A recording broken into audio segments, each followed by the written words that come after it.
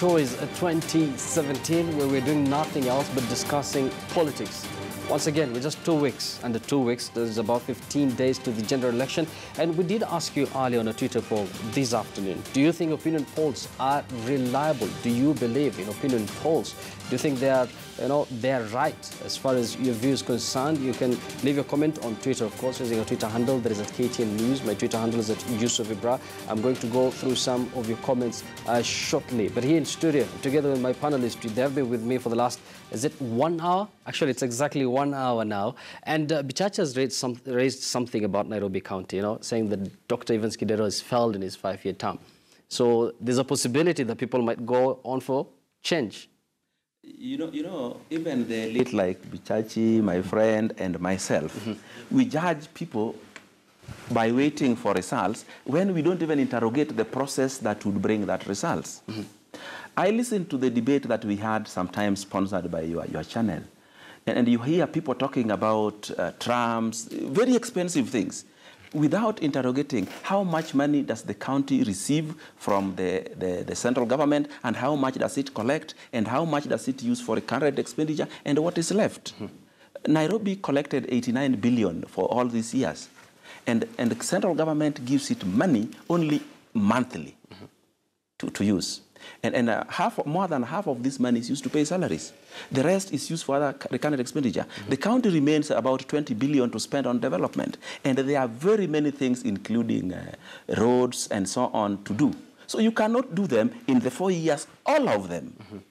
And if you look around, all governors from Mombasa to Kisumu, there is exactly none that you can point to a giant project that they have done, because they have to keep all other things going. Nairobians see things happening, but they don't know there's somebody behind their happening. But there's a serious issue of corruption. Yes. No, corruption. Here's my issue. Here's my issue. Let him deliver his point, and then you react to that. Here's my issue.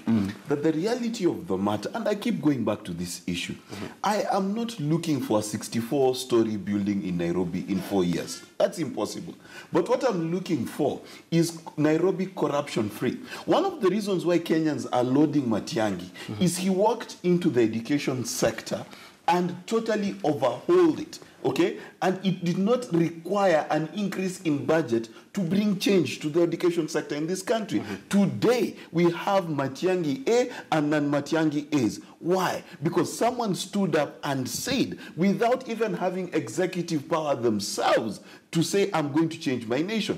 Those governors that you're talking about, listen, if we are still going to be the kind of people who are competing, who was number last of the last, we are wasting time. The truth of the matter is, there is an opportunity in this nation to be able to bring a difference that sets up the stage. If we are talking about collections, if those collections are being wasted, they're being wasted by people. Who has Kidero arrested? Who has Kidero appointed? Who has Kidero? What has he done to deal with the cartels in this city? Okay, let me help you from there. Have you seen people apprehended? First of all, you must understand that Matiang'i is a minister serving a government. Kidero is a governor having a whole government with even such education minister like Matiang'i in it. What Matiang'i held was just the exams, and he dealt with it one single item. One single item. But also I'll let you go. But to say who has Kidero arrested, honestly, the work of dealing with corruption and security is with the central government, EACC. But you agree with him that there is rampant corruption, right? Within his government, he has fired very many people. Kidero is the person who had his whole finance system overhauled, and those people are still having cases in court. Let me get Abdullah's reaction to that, because during the break you talked about these individuals. Is it a guy or a lady called cartel? Because most people blame cartels for all this. I think, again, I go back to us not taking responsibility. Yes. I mean, Nairobi has, a really enviable distinction. In the past, the city under the sun. I think what my brother is trying to defend is indefensible. I think let's agree, whether we support him or not, anybody who lives in this city, Nairobians ask of leadership in this town, of very little. Nairobians are the least, you can easily make them happy. I mean, an easy example I'll give, transport. One of them, everybody complains about, traffic in this city and everything. What has Evans Kidero done?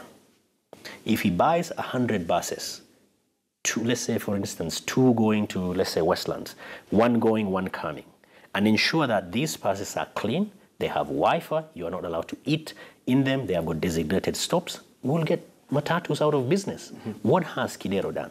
You go and here you're rating Kidero as a governor, Exactly. not necessarily looking at him And from you a political give the point of view. budget for those 100 buses out of 89 Secondly, billion. our brother say that there are no governors who have done something. Yeah. I'll challenge him to go and see what Professor Kivuta Kibwana has done.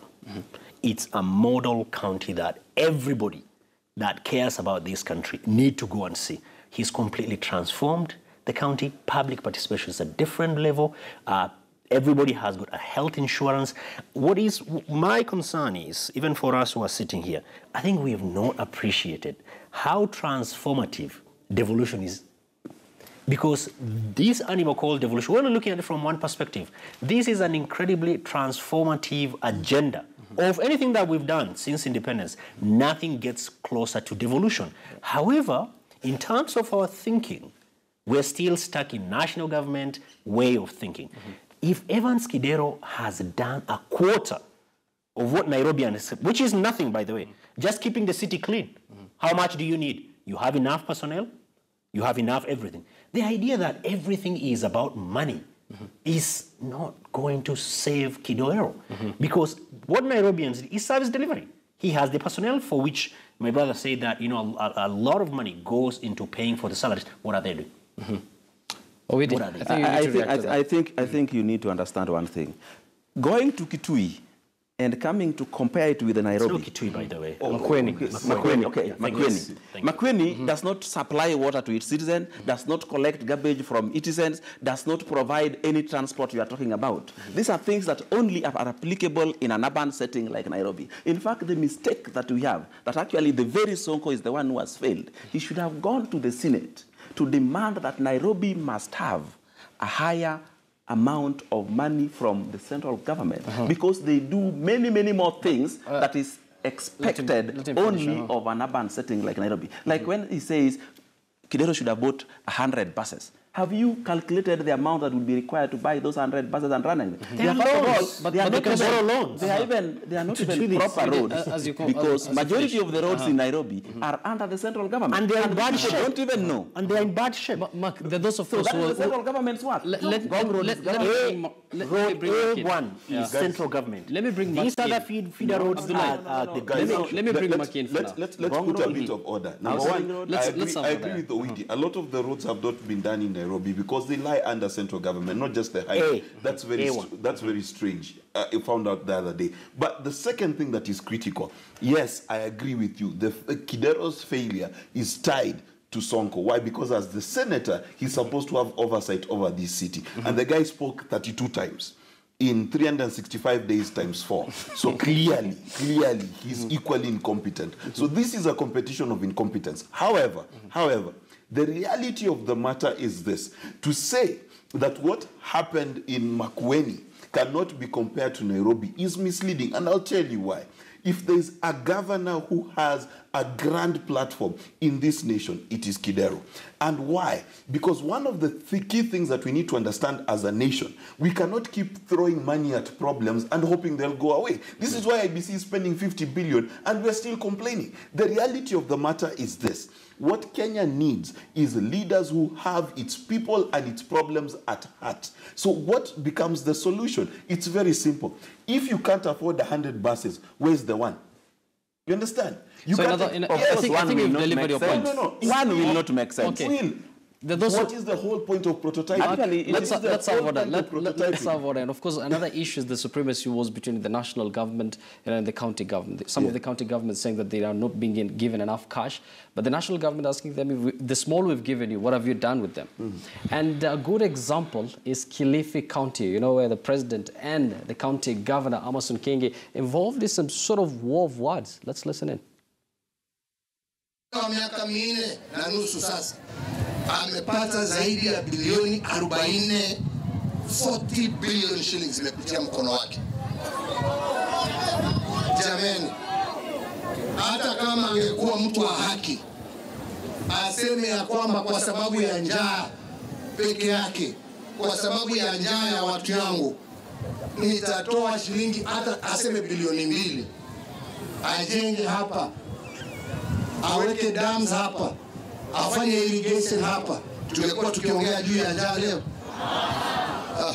Jamani, mimi mchezo, watu wasilete mchezo. Ngoja, magavana ambao watafungwa baada ya tarehe 8 ni wengi, na huyu wenu ni mmoja.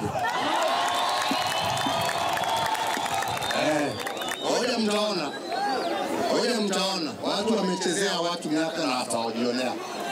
Tunaelewana wenzangu? Tunaelewana?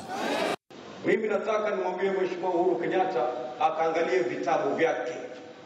Mwaka wa kwanza mimi nilipatiwa bilioni 5.8. Mwaka wa pili nikapatiwa bilioni 6.4.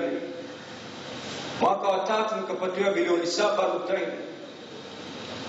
Mwaka uliopita tukapata bilioni 8. Piga hayo masabu. Hatakiwa ulianguka, hatakiwa Mheshimiwa Kenyatta somo la hesabu alipiga E, lakini hawezi kosa hii hesabu hii, haifiki 40. Lakini kwa sababu ana hasira, Kilifi haimtaki, na sababu ni Kingi anataka kulipiza kisasi, kwamba mimi nikirudi gavana wenu nitamfunga. Mimi sifungwi na rais. Enzi za Nyayo zimeisha, Uhuru Kenyatta, zimeisha.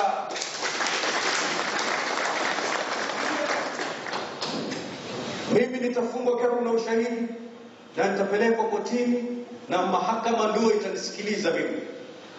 Sitapelekwa State House kufunguliwa mashtaka. Na ikiwa Mheshimiwa Uhuru Kenyatta anataka kutumia mamlaka yake vibaya, kupigia simu tume inayopambana na ufisadi kwamba mshikeni Kingi, hatutakaa tu kuangalia hivi. Tume inayopambana na ufisadi kisheria ifanye kazi huru. Si rais amesema nene mkashike huyo, wende wakashike. EACC is an independent commission. There you go. That is Kilifi Governor Amason Kingi reacting to that statement that was made by President Uhuru Kenyatta. Remember, Kilifi County is one of the counties that has been worst hit by the drought. Of course, we can't blame that on the county government. It's a natural occurrence. Mark, do you think the president is trying to get some sort of political mileage out of criticizing the governor? You know, the truth of the matter is that is a very interesting statement from our president, because I think for that moment, he forgot that he is president. And the role of a president in a devolved system is to be able to be the backup to governors. If you look at the United States, for example, when there was flooding in certain areas, it was a response both from the governors in those particular states and the federal government in terms of the president. It's very dangerous as a nation to understand devolution as being adversarial versus compensatory, where in other words what's supposed to happen is the local government is supposed to be supported by national government and vice versa. These two governments need to work together. That's what needs to happen. So to say one is guilty and the other isn't, it's a dangerous statement without qualifying it as to what the presidency has done. It's very critical then if the president was to say that statement, to say this is what we've done as well. So you cannot divorce the two because both are government. Abdullah, it seems to me like, the national government and the county government once again are involved in some sort of blame game. One is accusing the other of corruption. What do you think about that? I think Mr. President is playing politics there. Amason Kingi is not answerable to the president. And if for a second the president feels that Amason Kingi has broken the law, I think that job he should leave it to ACC to do its job. So, the reason as to what I'm saying is playing politics is... It's a campaign season. It's a campaign season. Number two, Amason Kingi is Ali Hassan Joho's, staunch supporter. So the president, I think they've not recovered from the by-election in Kilifi that didn't go their way. And they invested. They poured money, they camped there, and I don't think the president has recovered from that. And he's still seriously investing because we do expect the president to tour once again the coast region by the end of this month. Widi. When I listen to the president, it reminds me of the village where I was born and brought up. Amze builds his own big home. Then his sons come and build smaller houses and fence them off. Then he's walking from his house to go and tell you how the fence to your house is porous, when his even lorries can pass through. If Amazon King has failed to do something with his 5 billion, President Uhuru should tell us what he has done with 1 trillion. He goes around telling governors how they are corrupt. A bridge called Sigiri that was built by the central government at 1.2 billion. I don't want to say what happened to it. The same river had a bridge built by the county government, same size across the same river at 150 million. Who is more corrupt than the other? Mark, I'm trying to make a sense out of this conversation because the national government is blaming the county for corruption, and then the county government is also doing the same. Is this the way to go, really? On this particular issue of corruption, as a nation, we all stand guilty. This is the problem. As a nation, if you look at, now if we are to look at county governments in general, and you group them as Jubilee County governments and NASA County governments, predominantly, you'd have to give them a failing grade. Predominantly. Now, here's the problem. Before I'm able to point out Owidi's hair and how gray or black it is, I must have a standard within myself. And this is the danger. I cannot point out a mistake unless I myself meet this standard of expectation that I'm expressing outwardly. Now, the question would be on both sides, when you bring Raila Odinga's coalition into play and Uhuru's coalition into play, and their respective governors and their respective governments, what have they done about corruption internally before they can talk about it externally? So it is not just a Jubilee problem, it is equally a NASA problem. And that is why, by the way, if you look at our news today, every politician is playing down the issue of corruption. Why? And I'll tell you why. Number one, NASA has the Jimmy Wanjigi question to answer. Yes. That's one. We've got the history of Goldenberg and things like that to answer. There's molasses. There's all sorts of scandals in each side. You understand? So we cannot stand and say, as NASA, we are better because our corruption is 5 years before Uhuru. That's the issue. Before I come to your video, react to that, Abdullahi, how I wish, and I'm sure so many Kenyans who are watching, wish that, this set of, both the national and the county government, or rather ODM and, Jubilee, the two main protagonists, will at least compare notes on who has brought development and has done positive stuff for the country, instead of, criticizing each other, each accusing the other of corruption. Yeah, I think one of the things that we've not done is do a mental shift. Like I said previously, one of the devolution is an incredibly transformative thing. And the amount of money that is going to the counties is making the national government really unhappy because they are creating their own power base. You can see a place like Meru where Munya is making, the former Minister for Justice and Constitutional Affairs, a guy who has been in politics for over 25 years, look really not powerful. And so that is one way of looking at it. Secondly, I think I'll tend to agree with my colleague here that I think corruption is pervasive in all these guys. But I think it's not, one of the things that I want to avoid is how aboutism. How about Jubilee? How about NASA? We have to look at them in their own merit. Who has done this and who has done this? But unfortunately, we talk about, voters being, very divided. We are divided too. I see you shaking your head. Are you in agreement? Or I cannot agree with any one of them. You cannot blame NASA on the same footing as Jubilee. Jubilee is in the seat of power. Jubilee controls all the government agencies that deal with corruption. I know Jubilee will throw all the mud at NASA, and NASA will throw all the mud at Jubilee. How do you know which one is true or false? When the law enforcement agencies move in and say, Kingi, you are corrupt, you are in. So and so you are corrupt, you are in. But when Jubilee is the one controlling the law enforcement agencies, and they have never arrested these people they are claiming to be corrupt, then it is them who are failing. Then it is them who are being served by corruption. So they don't want to end it. But that doesn't make the opposition free of corruption as well. Exactly. You see, the problem is this. Let's understand that if you are to divide counties, you find there's an equal split between Jubilee. No, ODM has more. And ODM actually has more. Yes, and ODM actually has more. That coalition has more. Now, here's the problem, sir. You see, you cannot say that because I am a thief in the village and you are a thief in the city, you are a worse thief. The reality of the matter is this. This is, no, for real. You You see, you cannot say that my governors are corrupt, but they are not in power. Listen, it is not about who stops corruption. It's about who is doing corruption as well. So if corruption is being done in the village and in the city, if you go to a court of law, whether you stole a chicken with violence or stole 1 million shillings with violence, the ruling is what? Hanging. The guys who stole phones from that lady understood that. So the reality of the matter in this particular nation, NASA cannot have the moral ground to say that Jubilee is better. And that's why for me, if you're to tell me to choose between Jubilee and NASA in terms of corruption, I have to be very silent because neither of them can qualify. I'd have to be a liar. Thank you. You'll react to that. Actually, we need more than 2 hours to deal with issues to do with corruption in this country. But for now, let's cross over to Lamu County. That is where the NASA brigade pitched their tent yesterday. Let's listen into what they had to say to the people of Lamu yesterday. Kwa hapa curfew ni njama ya kujaribu kuiba kura, kuzuia wakaaji wa Tana River kushiriki kwa uchaguzi, sivyo?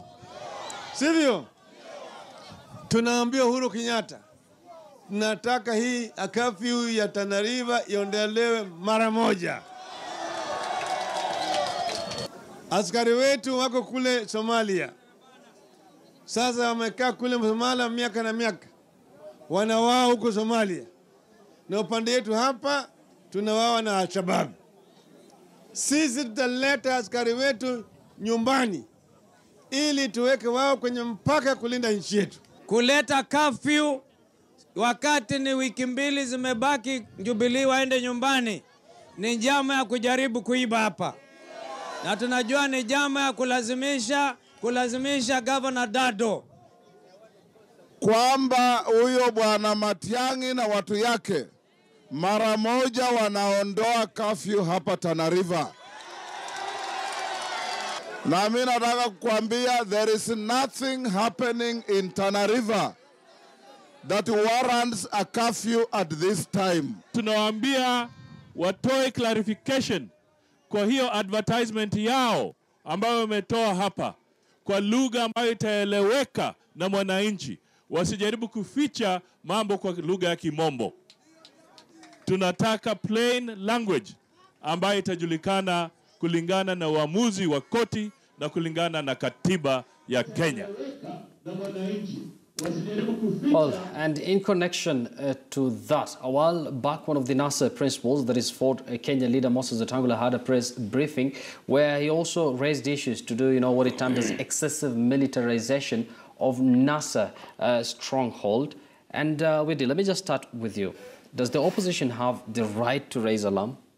Yes, they have the right to raise alarm. Recently, I saw your papers published some very big vehicles that are going to be used as anti-riot vehicles.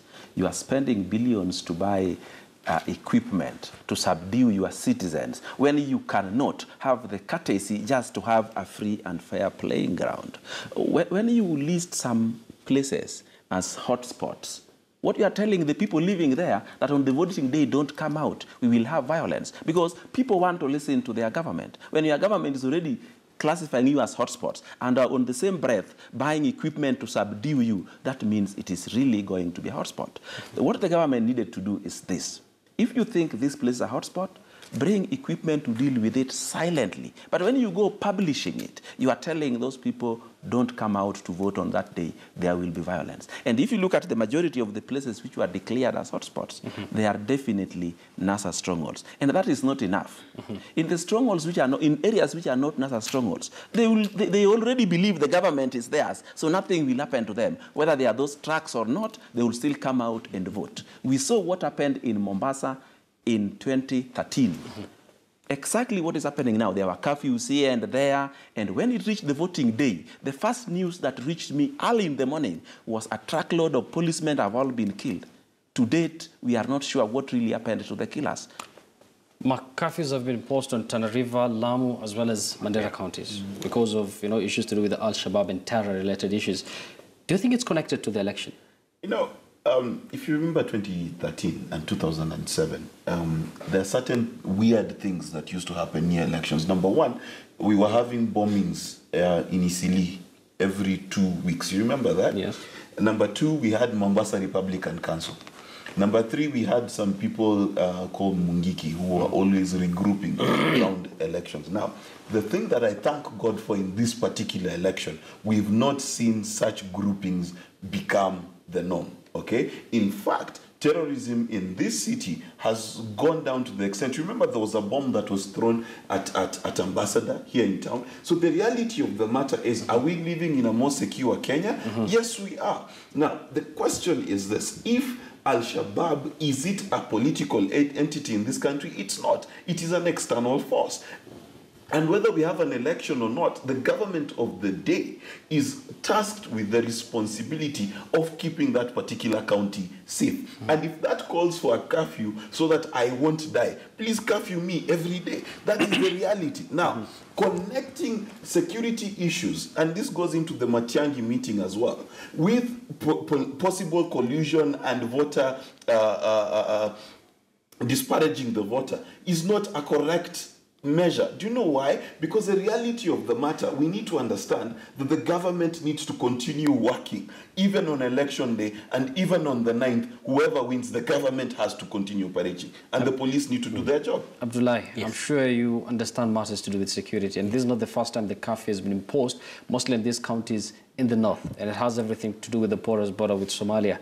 But again, the NASA, that is the opposition, is saying that this is some sort of, militarization of areas, which are their stronghold. Then that might go ahead and, make people don't come out to vote, actually. Where was NASA when these curfews were imposed? These curfews were not imposed yesterday.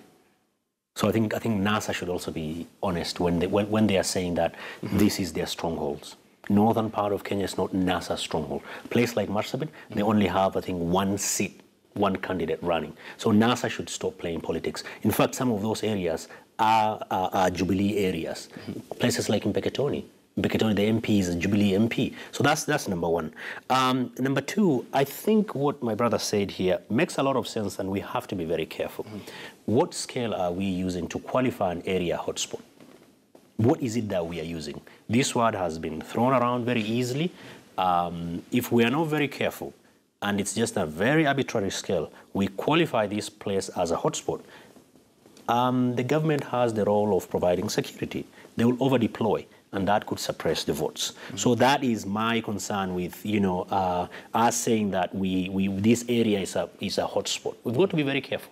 I agree with you that the government has to provide security, but there are ways of providing security. If, like my brother said here, we have so many, state-of-the-art, crowd control, equipment that we are using. Under National Police Service Act and Public Order Act, the government, the police can, let me go back. Article 37 of the Constitution, you've got the right to picket, you've got the right to demonstrate, and the right to assembly is probably one of the most fundamental rights after the right to life, because it's related to other rights. And so, Public Order Act, as well as, National Police Service Act 2011 gives the police the means and ways of controlling the crowd. But then again, if you read Waki's report, close to 40% of people who were killed 0708 were killed by the police. So the police have to be proportionate in terms of how they will react to some of the crowds, because picketing, going out when you don't feel, when you have got a way of expressing your reservation is constitutionally guaranteed right. So we've got to be very careful. We have to exercise balance. Exactly. Many thanks, Abdullahi, for your input. For now, let me just remind you a question on a Twitter poll this afternoon. We did ask you, do you think opinion polls are reliable? We did ask you, do you think opinion polls are reliable? And that is in connection with the Sinovet poll that was released today that had placed President Uhuru Kenyatta slightly ahead of NASA's presidential candidate Raila Odinga. Let me just go through some of your feedback here. And Digoratius Intel says, let them just waste their time. In fact, that is the area of idleness. Let us wait for 88 results. And then Oyer John Ocheng says, it is illogical. He started by saying polls are business. It's illogical to sample a negligible population and use it in a sensitive issue such as elections. And then John Mwoki says, I totally disagree with them. Acha Wakenya wamue. And then one final tweet here by KM Dennis says, as much as I want that to be true, I'm not sure. Opinion polls can be relied on. Look what happened between Hillary Clinton and Donald Trump. Hashtag campaign edition. Continue tweeting, continue sending us your feedback. I'm going to go through some more tweets within this program. But for now, we'll take a very short break where we'll come back with a lot more on the campaign trail. President Uhuru Kenyatta is at this moment in Isiolo County. NASA leader Raila Odinga is busy campaigning in Nairobi, trying to woo the 2 million plus voters in this city. We'll be right back. Don't go too far.